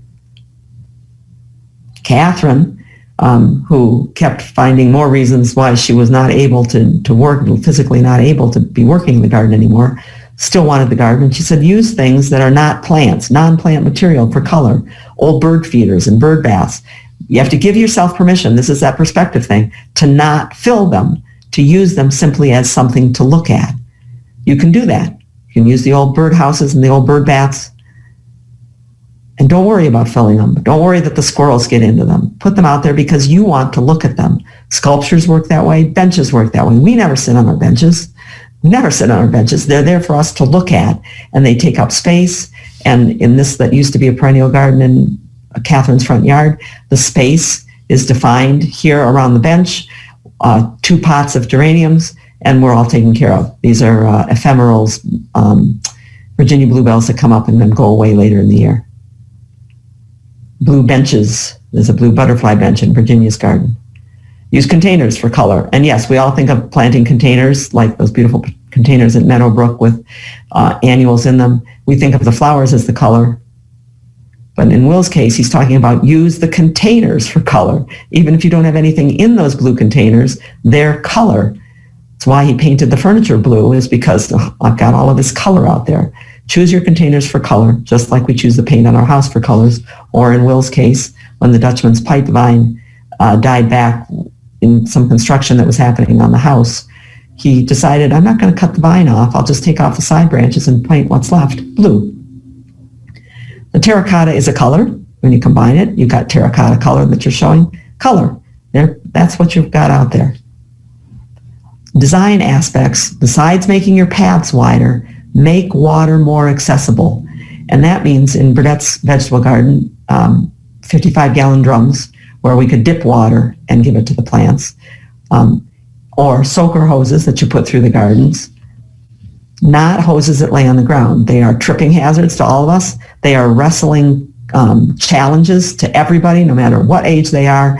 Wrestling a hose is a pain in the butt. So you don't want hoses laying around. In the 26 professional public gardens where I have interviewed the gardeners and talked to them about how they do things, the watering method of choice in 23 of them is a gardener with a wand, not an automatic system. The automatic systems were the ones that did like their automatic systems liked them for lawn, or for the fact that it was so hot in July in Tennessee that you can't carry hoses or even buckets around. Every place else knew that I water what needs water, not everything, and certainly not the spaces between plants. So the best watering system is to water small and early. And if you have an automatic system, to have the most control that you have over it, the most zones that you can have, and understand, have that perspective that it's going to have to keep changing, that your garden is alive and it's changing. So your system, no matter what you put in, is going to have to change. So that makes the most flexible system being bury some pipes into the ground so that you have stand pipes at several places in your yard where you can fill a bucket or where you can attach a short length of hose to water what you need to water. This is, it sounds like a simple thing, and it maybe sounds like an elementary thing, and I can't tell you enough how much time and effort it saves to have the water where you need it. Even if it's to have a collection of buckets and watering cans set in a place somewhere that once in a while you take a hose out and you fill them up so that you always have buckets to water on things, or a gator on your trees, those bags that they put up, sorry. We use bottles. It's a wine bottle filled with water and stuck in the ground. I'm not sure why I have two pictures at a time up there. Hang on. I've lost a picture in the bottom right corner on my screen anyway. Maybe on yours too. There's a wine bottle that we stuck into the ground. We filled it with water, put our thumb over the top, and quickly stuck it into the ground. It gets a plug of soil in the neck, and the water in the bottle only comes out as that soil dries out and absorbs it. So it ekes the water out to the plant that you're giving it to. And wine bottles with long necks, vermouth bottles, as my mother-in-law's neighbor was always giving us, work very well too. Or, if you don't mind looking at them, milk jugs, plastic milk jugs, that we put into the ground, we nest them into the ground and pull mulch up around them. We put a long nail through a corner, leave the nail in, just pierce it with a nail, fill it with water, put the cap back on, and that water oozes out through there, and it can give you water for 3 or 4 days on plants that need it, like things that you've just transplanted. Okay, what questions do we have so far there? And I'm probably running over time. I mean to do that. All right, we have 5 questions here. The first one is from Karen. Anyone know of a boxwood topiary artist other than every year my husband thinks he is, but he's not? I can't offhand point you at any topiary artists. There's Jewel, is his name Jewel Richardson, down in Virginia, that does a lot of very creative pruning, and he sometimes does talks. You might look into that. A man called Jewel was an article that was about him in Fine Gardening, I think. But no, I can't help you with any more than that. All right, from Anne, we have, for a sandy hillside, what plants work best to stop the erosion? 2 things help. It's not just the plants, but how you put the plants in that helps stop the erosion. So you put the plants in on a zigzag down the hill. If my screen is the hill, I'm going to plant the plants starting at the upper corner, and I'm going to come down. It's funny, I can't point right at my own screen. I'm going to come down at an angle and then zigzag across at an angle. I'm going to zigzag like a switchback path down the hill because I need my plants to stop the water and keep directing it to the side and then to the other side. I need to slow the water down when I first plant. And depending on where you are, blue lime grass is a very good spreader, very good and very drought tolerant plant that can grow out there. Dune grass, our native Michigan dune grass, grows well there. Some of the artemisias, including the one called wormwood and sea wormwood, grow very well and sucker underground and cover very well. Many of the sedums will, sedum acre, sedum compchaticum, which is the orange flowered low growing one, are good for doing that. And I think if you look on gardenatz.org on my website and you put in drought tolerant, you'll find a whole list of plants that we gave to the Gaylord Alpine Gardeners Club for some of their traffic circles, low drought tolerant plants for that area. So you might want to look there. That's on gardenatz.org. Look for drought tolerant, and that article should come up. Excellent. Was too busy writing on that one. Karen made the comment, in addition to wheels, use large sliding discs with rope pulley you can buy on places like Garden's Edge. That's a good suggestion. Yeah, heavy plants, just if you can just get them onto a disc and slide them along. Yep, exactly. And that way all of our sleds don't feel so unused. Christine put, when I cut the spent flowers from my hydrangeas, it created 2 new branches. Those 2 blooms create 4 more branches, which doesn't look good. What am I doing wrong? When we cut hydrangea, depending on which hydrangea you're cutting, we cut either all the way down to the ground and let it come up. And then every year the snowball hydrangeas, which bloom on new wood, have 1 flower at the end of the stem, and it's a pretty strong stem. The blues and the pinks blue and the pink hydrangeas, if they bloom for you at all, then you need to prune them where you are every year, anytime during the year. But generally we do it in August, or we do it before bud break. You go down into the plant and take old stems, like I showed you on that lilac, all the way out at the bottom, so that there are new stems coming up that aren't going to bloom until the next year, and will bloom with a heavy stem with 1 flower at the top. So you've always got a bunch of 1 flower at the top coming. Once you take out those heavy stems, then you cut the rest of the shrub back, and you're cutting, if you do this regularly, you're cutting only 2-year-old stems that have only branched once, so you're only getting 4, at the most 4 branches at the end, 4 blooms at the end. So you have a combination of big flowers, of the ones that grew back from your heavy cutting at the bottom, and then you've got smaller flowers from those that are blooming on branched stems. Excellent. We did a webinar on hydrangeas. I don't think that one's on our public site, but certainly we have it in the 13 years that I wrote for the Detroit Zoo, the Detroit News, and 11,000 questions. The number 1 topic, most asked topic, was how to prune blue and pink hydrangeas. So I know that there are articles on the website, including illustrated articles on how to prune a mop head hydrangea. So go to gardenaz.org, put mop head hydrangea, and I know there are pictures showing that process of taking the older stems out and cutting the rest back. Perfect. Good. Jackie makes the comment, discovered that snips will do a lot of the work of pruners with a lot less stress on my hands and fingers. So that's a good point. Especially in a perennial garden, yes. Snips. It's the snips with the spring attachment inside. Yes, that saves your hands. Judith says, should mulch be put down each spring? I'm new at this gardening. Judith, we all feel that way no matter how long you've been doing this. Mulch should be put down whenever the mulch that was there has broken down and is not stopping the weeds anymore. So we look at the mulch every year and say, do we need to put more mulch here? If we just keep adding mulch, we can end up building up the depth of the garden and smothering some plants. So we put mulch down every year, trying to keep it at a little over an inch deep of mulch. And when we see weeds starting to sprout in it, we say we need more mulch. Ideally, fall is when you put the mulch on. In every garden I take care of, I do my best to have the time in the fall to put the mulch on, because that's when nature puts it on. Let the leaves come down and then put mulch on top of the leaves, a thin layer of mulch. You're now using what's there at the same time that nature would be doing it and protecting the plants more. But sometimes that's not possible because of time, or because the companies that sell us mulch load up in the spring and are sometimes out of mulch in the fall. But fall is ideal. Spring is your next best time to do it. Perfect. Brenda asks, how do you feel about annuals? Would you use them in your home gardens? I use annuals. I use annuals that seed themselves, as well as I put some annuals in every year. The annuals that seed themselves that I like a lot are Love in a Mist. It's a carrot relative with ferny little foliage and little blue flowers very early in the year, and it seeds itself around. To a fault, people, you have to watch out for some of these things. When they seed themselves around, you'll say, God darn, I need to get rid of that.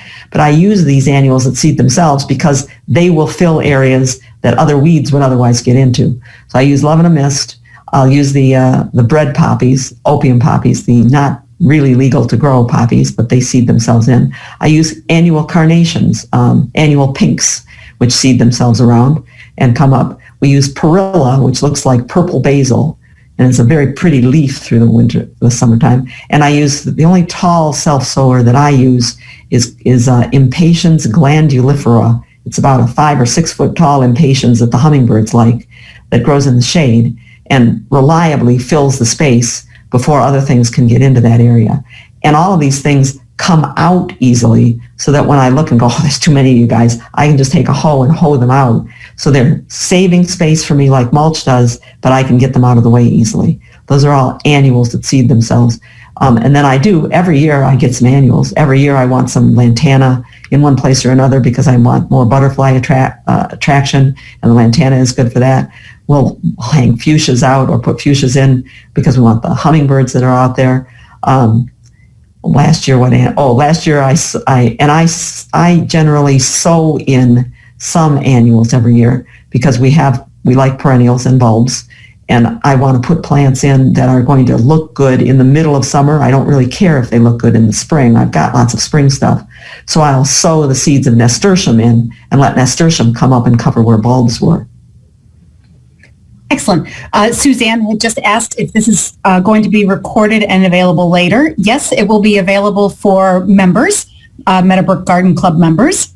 And two people reported in. It's actually a man called Pearl, not Jewel. Pearl, not Jewel. Oh, thank you. It's so good. It's so good to have multiple brains on things. It takes a village. Yeah. For the sake of anyone who is not a member and is attending today, this is a topic that's also being covered in my subscriber series on my website, gardenatz.org, and my husband has just informed me that we're going to open it up because he wants to be part of it next time. So I think next Saturday after this one, not this Saturday, but next Saturday at gardenatz.org, and you'd need to send us an email so that we can send you that link. It won't be exactly the same. They never are, but the gist will be there. All right. We have two comments, and then we'll wrap up questions for right now. Renee said, thank you, Janet. This is an excellent information for gracefully aging gardeners, as well as organizations that find themselves with aging volunteers. Implementing these ideas, principles will help keep the gardens more manageable and the volunteers active longer. And Jeanette said, low walker catmint in place of lavender is great. The low walker doesn't spread like other catmints. The hummingbirds love it.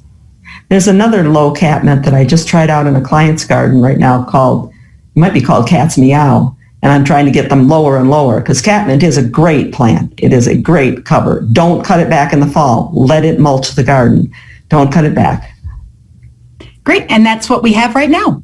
All right. So we'll keep going here. And call that the end of chapter 2. And now I've got more tips for you. They're not necessarily tools, but tips, things to do in simplifying your garden. These also are written up, and I'm only going to highlight the best of them and let those of you who are most interested download this material that you can get from gardenatz.org or off of the chat today. I put in a link at the beginning of the chat. Scroll to the top of the chat and click on the link. You can find these things written out for you. So the devil's in the details. Start earlier in the spring. Middle of March, get out there. Don't wait until the end of April. Every hour we spend, and this is from my records as a professional gardener, every hour that I spend working in a garden before traditional time in the spring or after traditional time in the fall saves me 2 hours of work during the season. I don't know exactly how that works, but it does. So in the fall, Burdette and I have our long johns on and we're out. We're out in November. In the spring, I'm out in March. And people say, well, I worry it's too early to walk on the ground. If the plants are beginning to grow, if you see green coming anywhere from daylilies, then there's enough water out of the soil that you can walk out there. If it is too wet, I put on snowshoes. And you can find pictures of that on my website too, because then your weight is spread out. But get out there because that's the time you can get things done. Plants don't go dormant as quickly as we go dormant in the fall. Tip, buy things and have things ordered when you're actually going to use them. I don't go buy plants at nurseries anymore. For my own gardens or for any other gardens, I make a list and I text it or email it to the nursery to say, can you assemble an order for me? Or I send someone like my husband and say, please buy these things. If I go, I buy things that are not on the list because they're impulse buys or, oh, I should add that too. And I end up undoing whatever design or resolutions that I made by buying things that don't belong. Buy only when you're going to plant and buy just what you need. I was walking through the gardens at Roy Clem's Gardens, Sparrow song sparrow nursery, third generation peony grower with gorgeous things that he's showing me, and he wants to give me plants. I said, Roy, I do not mean to disrespect you at all, but please don't give me any plants. I don't have any place in mind to put them, and I don't want to ruin these plants. Because this is what I see in people's gardens. These are not planted. Can you see that these are all in pots here and in pots here? People bring things home and then water them till they die. Terrible thing to do to yourself. Terrible thing to feel bad about plants. And family members and neighbors sometimes don't really like it when we pile big piles of things and then take the entire summer to use them. It's worth it to pay the little extra to have the extra delivery charges. Non-essential tasks. Prune less than you are pruning now. Prune harder less often. Here's a yew. This is a topiary yew at a garden in Boston that I take care of. It's 30 years old now since we put it in, and I prune it every 2 years. This time, what you're looking at right here is it's being pruned on the third year, because in the year when it was supposed to be pruned, there was scaffolding on the building where some work was being done and we couldn't prune. So 3 years, this topiary waited to be pruned, and this is what it looks like. And this is what I'm going to make it look like. Can you see that it's come down in height up here from here? And that I've made spaces between the arms of the topiary? So I have not cut here yet, but I have cut there. I'm cutting it down in dimension, and I'm also reaching in and taking and thinning it. It's going to be thinner than it is when I do it every 2 years, but it's healthy. It's been done this way for 30 years, and this is the way that I don't want to be up on that ladder for any more than I have to be on the ladder. So that's what it's going to look like. I also took vines off. The vines are another matter. The owner loves those vines. I hate those vines, and so we cut them every year. So I'm taking out, not only clipping back, shearing, but I'm reaching in and cutting whole branches back to where, can you see the little bits that are sticking out on this one? So this branch I cut back to just above where it had little bits like that. So it looks thinner, but now it's going to leaf out right 2 weeks after I get done pruning it. It's going to leaf out, and these are going to grow like 60 very evenly, all of them, and fill in very nicely. So prune harder, less often. Stop spraying things. Stop using pesticides. I'm not saying this only because I feel that pesticides are a bad answer in most cases, but allow nature to figure out what belongs in your garden, and you're going to find that you don't have to do so much. Pine sawfly, people go out and spray, or they pay someone to come and spray.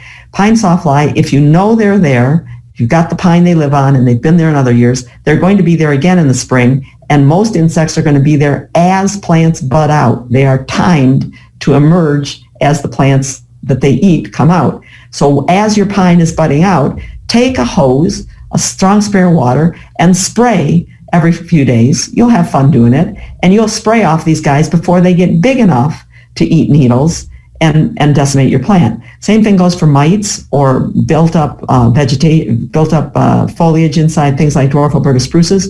If you spray with water and keep things clean and healthy, they take care of themselves. I cried the first time that I stopped spraying things, and that was 41 years ago now.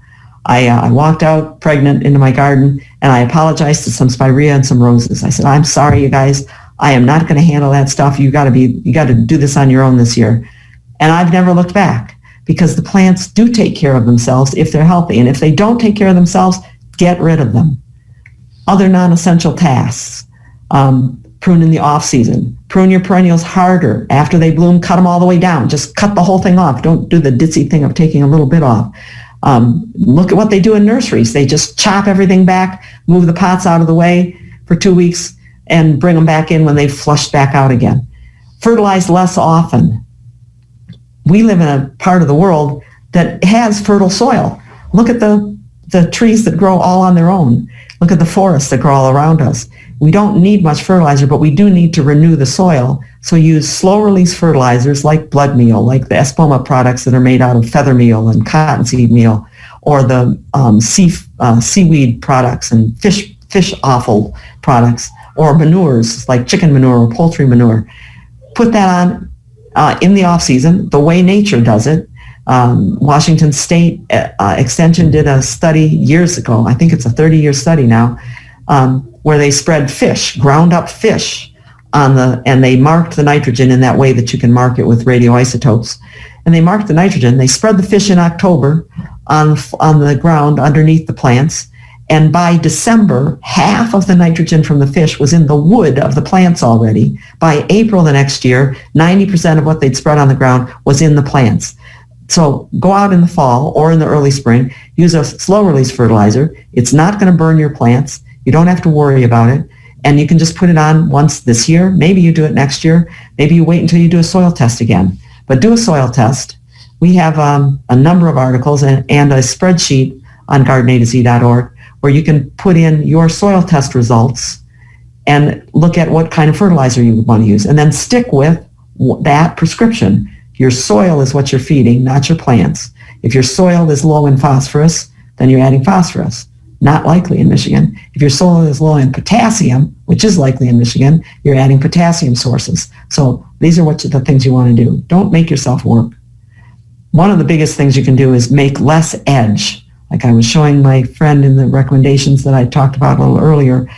Make less edge. Edge costs time. The more beds you have, the more small beds, the more edge you have. Combining two beds can actually make the work easier than having two small beds. You can have one big bed.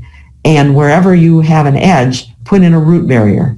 In England, and in many of the gardens that I take care of, we have a cut edge, a trench edge. We've cut down in. Roots don't grow into air. Mulch does not go in this trench after we cut it twice a year. Mulch starts here and goes up into the garden. And this edge keeps itself because the air prunes the roots. If you want to keep it looking nice, you can get shears and clip along the edge, but for the most part, we don't do that. Steve and I do edges twice a year, in spring and in fall. We'll cut a cut edge. We don't use this kind of edging because it's not effective and it's ugly. And we're not real fond of the metal edge, although it lasts very well. It takes two people to put it in, and because of the way the stakes work going through, there are gaps where the worst of the grasses can still get themselves through the edge. We use carpet runner. So this is the stuff that you buy in rolls to put down the hallway where your carpet gets a lot of wear in a commercial place. It comes 27 inches wide, the roll, and we slice the roll. In this case, we sliced the roll twice and made 3 9-inch rolls. And we're using that as our edging to keep the grass from getting into the garden and the plants from getting out after we put it in. So we're putting it in here. We've made a trench and pushed the soil out of the way. Now we've pulled the soil back into the trench, and we really can't see it, which for me is good, but it tells us where the edge of the bed is, and it keeps the grass out. Sometimes the grass can grow over the top of it as mulch builds up, but it's fairly easy to find it and pull the grass back rather than try to take all the roots out from down below. I used a barrier like that at Burdett's garden. This is a terribly high maintenance garden. It's her peony and lily garden, and it's about 80 feet long and 10 feet wide. So it's a lot of edge, and the grass around it, which is mostly quackgrass, was in everything. You can see it here in all the irises. And every year, Burdett would be out there like a billy goat, she said. She's a nanny goat, chipping away at the grass. And I said, we really need to clean this out. So one weekend, I took everything out.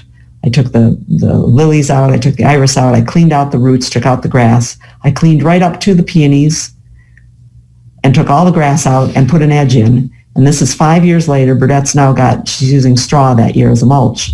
And it's clear without grass in it because we took it out and kept it out. There's an article about that in Garden A to Z, and we're gardenatz.org now, changing into our retirement phase here. But I showed people how we did the peonies and how we took the roots out. Some edges are hard edges, so you can put a lawnmower wheel on it and wheel along. If you'd use a hard edge like this brick, plastic of some kind along the outside edge to keep the grass from getting between the brick is important. Wider is better. The plants can lay out on it. It's a great place for your thymes and lavenders to lay out on a warm surface in the wintertime. If you use rock, because some people like the look of rock or broken concrete at the edge of their garden, or maybe they just have it and want to use it, don't put it at the outside edge of the garden. Put it inside the garden. Use it so that visually you see that edge, but keep your edge out further than that. whether that edge is maintained with a hard barrier like a plastic edge, or whether you do what Ann did in this garden. She had a little mantis tiller, and she would just till along the edge to keep your weed roots from being able to get between those rocks and having you have to deconstruct the rock edge all the time to clear the barrier. So you keep the look if you like the look, but don't make that the actual edge of the bed. Have several compost sites, several places where you can dump stuff. Composting is good. Put your stuff in here, let it break down, flip it over to here, keep your woody stuff. That's great to have, but it takes up room and it takes up time to turn compost. Better to have several places in the yard, behind bushes, between bushes, where you can put things. And Burdette, stop doing that. Stop putting branches in there. Branches, bundle branches, and set them out for yard waste to chip up, or give them to somebody who has a chipper to chip up. Only put herbaceous stuff into your compost. Define your goals for the day. I am famous for 3 6-foot bamboo stakes connected with 10-foot, 2 10-foot pieces of string. So I end up with a stake, 10-foot piece of string, another stake, a 10-foot piece of string, another stake, and I go out in the garden, I put one stake in, I stretch out that 10 feet, put another stake in, I stretch out the other 10 feet at a right angle, and now I have the corner of a square marked that's 100 square feet.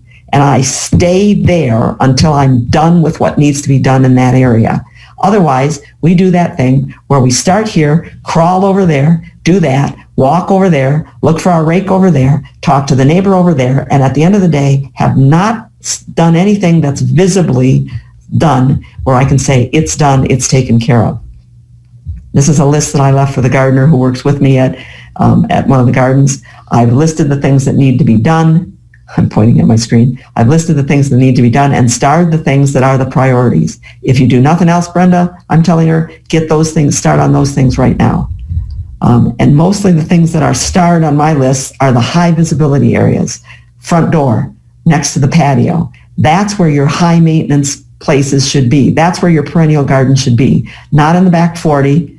They should be close to you so that you can see what needs to be done, and so that when you do what needs to be done, you can feel very good about having done it.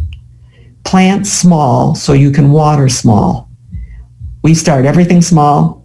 Everything I can get little, I start little, because I have to water it the whole first year to get it going. We don't water. In my gardens, we don't water.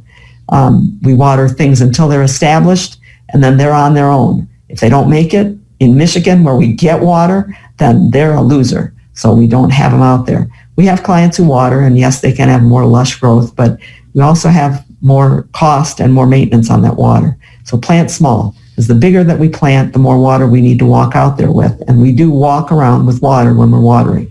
I might have 3 5-gallon buckets with each half full of water that I walk out to water plants. This 15 annuals that are here are going to take me 1 5-gallon bucket of water to water well. And I know they'll be watered well because I do what I do to this tree, to each thing I plant, even if it's tiny. I'm going to put the tree in, and then I'm going to use soil, or in this case, I've got sod left over. I'm going to make a levee around the outside of where I know the roots are going to grow. They're not there yet, but that's where they're going to grow. I make a levee outside that area. We call it a watering ring. And I know that I can walk by with a bucket, dump the bucket in there, or I can walk by with a watering wand and fill it up with a count of 5 and know that that plant got water, not the weeds on the outside, not anything else. And I'm going to make it through until that plant is established well enough to handle on its own. And then the last thing is put things highest maintenance close to where you see. So catmint, ground cover out here by the road, perennial garden there by the door at Sue's house. Because what you see is how you feel about your garden, and how we feel about our gardens should be good, no matter how long we do it, no matter how old we are. And we should all laugh at ourselves, as Bert did when we talked to him.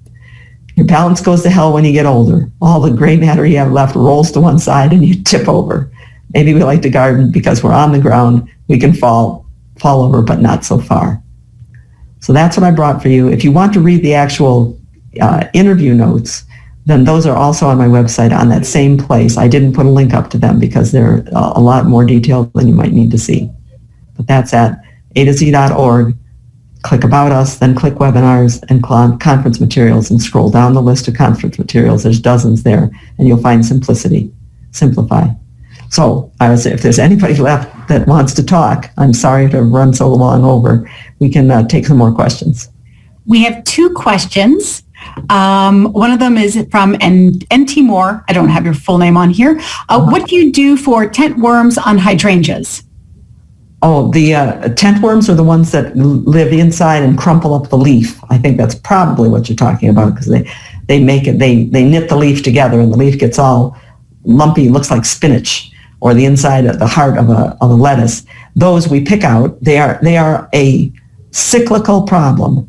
You'll see them for a few years, and then you won't see them for years, and then they'll be back again. And for the last 3 years, we've been seeing them. So when you see a hydrangea leaf deforming, take that leaf and clip it off. Or if you don't want to clip it off, open it up and squish. There's just one in there. Squish the one that's in there. Just keep the numbers down. You can't spray anything on them because they are protected by the leaf. You could use a systemic fertilizer that the plant will take up through its roots, but then all parts of the plant are now toxic, which I don't like to see do. And all roots that happen to be where you put the systemic are taking it up, so including plants that you might not want to have that systemic in. So we've been plucking them, and they do get better. It's not going to kill the plant. They can handle losing some leaves. All right, Jeanette asks, I have a feeling you'll say no, LOL, but should I use a grub treatment on my lawn to help cut down Japanese beetles? My kids and I picked them off and put them in dish soap, but last year was tough. Some places last year the Japanese beetle was tough, and some places it was great. There were very few of them because Japanese beetle grubs don't live well in very wet, cold soil in the springtime, and we had a wet, cold spring, so a lot of them got killed. I don't recommend grub stuff. In your garden, the Japanese beetles that are coming to your plants are probably not coming from your lawn. Some of them are, but they can fly about a quarter of a mile. They're not great flyers, but they can fly about a quarter of a mile. They're coming to where they smell other Japanese beetles. So every year, the Japanese beetles emerge as the white hydrangea, the snowball hydrangea, is a ball, but it's green, not white yet. That's when the Japanese beetles emerge, and they look for the plants that they like to eat the most: roses, raspberries, grapes, little leaf linden. There are some others. They come there first, and once they begin feeding, they emit a hormone, a pheromone, that attracts other Japanese beetles. So your trapping them is the best thing that you can do, the best control that you can give for them, especially if you do it early. The earlier you do it and get the first bunch, then the others that are emerging from other people's lawns are going to go to other places. Let them eat the top of Fred's linden tree. It can handle the damage, and not eat your roses by getting rid of the first bunch that come in. As for your lawn, if you have grubs, and this would be the same thing that a golf course manager would do, you need to know that you have enough grubs to make it worthwhile managing. And that would be to take a square of soil out. So you take a square of sod and flip it over and count how many grubs you find. If you have more than 8 grubs per square foot on average in your lawn, you might benefit by putting grub control on it. If you don't have that many grubs, then the problems in your lawn are not grubs. They're probably from lack of water, or air. The lawn needs to be aerated or needs to have the fertilizer changed on it. So I would not do the grub control. I'd keep doing what you're doing, and maybe do it earlier. Watch the hydrangeas and get the first bunch that come in, because then the rest will go elsewhere. We call that the good neighbor policy. Yep. Send whatever's eating your yard up to somebody else's. That's right. Stephanie commented that she could listen all day. Paula said, should lupines require staking? Lupins should not require staking, no. If they require staking, you probably have them in a soil that's not deep enough. Loosen the soil better, deeper than 8 or 10 inches, because when a lupin hits a hard pan and the root turns, they literally lose stability.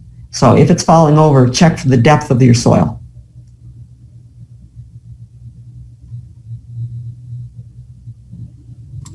I muted myself.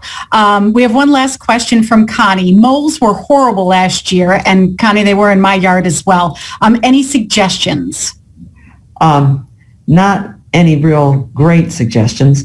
Moles are, you can have one mole in a yard, like a quarter-acre yard, and it can tunnel, I think it's 200 feet a day. They can tunnel as quickly as we can walk. I've walked alongside them. You can see where the ground is moving, where they're tunneling, and you can walk alongside them. So it doesn't take very many moles to do the damage, but it does take a determined gardener to catch that mole and get rid of it, and then catch the next couple that try to move into the good territory that one vacated. The best way to handle moles is to trap them. The best traps are the harpoon or noose traps that you go out to where you see tunnels, see the digging, walk it down. So you walk on top of it to smash it down, and look the next day to see which tunnels have been pumped back, have been lifted back up, because those would be the tunnels that the moles are using every day, not the feeding tunnels that go off to the side. And in one of those tunnels that's used every day, take out a square of sod, lift it out, put it out of the way, move the soil aside until you find, and you'll find the tunnel. They pack the sides of the tunnel and the run that they're in, and put your trap right on top of that tunnel, put the sod back around it so it's dark, and the mole will come through there during the day and set off, because they're very meticulous about cleaning those regular tunnels, and it'll kill itself. But you have to find the tunnels that they're in every day to do that, or you have to be out in your garden enough that you see them tunneling. Last year, I think it was last year, it might have been the year before, I was talking to someone about the moles in her garden, and she said, well, what's that? I said, well, that's the moles too. They're in the gardens as well as in the lawn. And I said, well, there's one tunneling right there.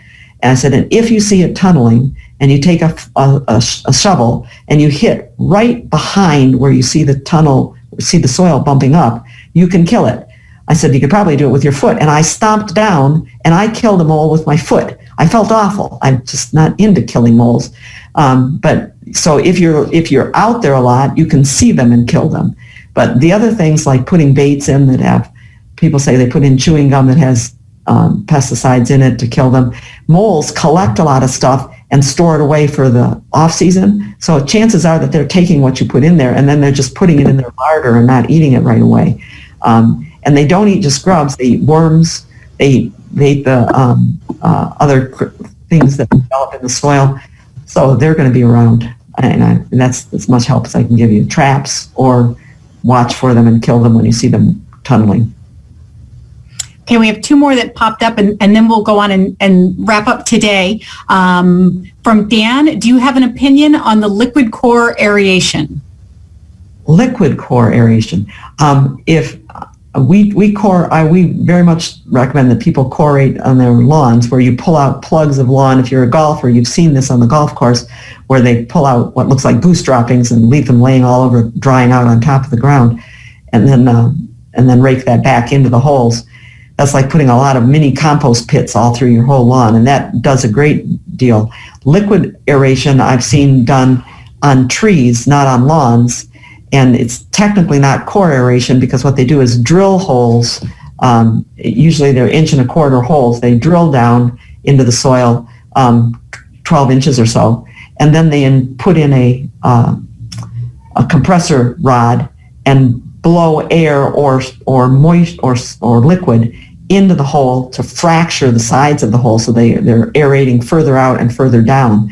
And if they're doing that around your trees, the tree will often respond to that kind of aeration, even if they're just breaking up the soil with air, not with liquid. The tree will react as if it's been fertilized, because it does release that much nutrient to the plant. So I'm for doing the aeration, but I'm not sure that I'm talking about the same kind of core aeration that you are.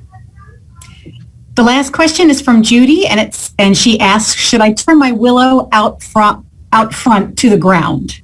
Yes, and Judy, if that's Judy, yes, I've thought about that, and I thought, I wish I could do that for you, Judy, because I would love to use those willow branches. They're such good weaving branches. But yes, right now, right to the ground. When I say cut things down hard, like spirea, potentilla, willow, beautyberry, cut them to the ground. Cut them to the ground so you can walk on them. Cut them all the way down to the ground. If you haven't done it before and they've got thick branches, you might have to use a saw, but normally loppers will do that. And do that before it breaks bud in the spring. Janet, I'm going to quote you to my husband so that he can stop critiquing my pruning skills. All right. With that, everybody, Janet, we want to say thank you very much from the Meadowbrook Garden Club for coming and giving us not all of, but so much of a great ideas and thoughts. I want to thank all of our members for coming today, all of our guests, including our international guests. Janet, your website is gardeningatoz.org. It's garden, A2Z.org. Yes. Okay, great. So any other questions, comments? We've gotten lots of thank yous in here. So thank you for your expertise and for taking the time to share it. Like I've mentioned before, this is all going to be recorded or has been recorded and will be available for our members in the next couple of days. So with that, we're going to say thanks, and everybody, happy almost spring. Take care and be safe.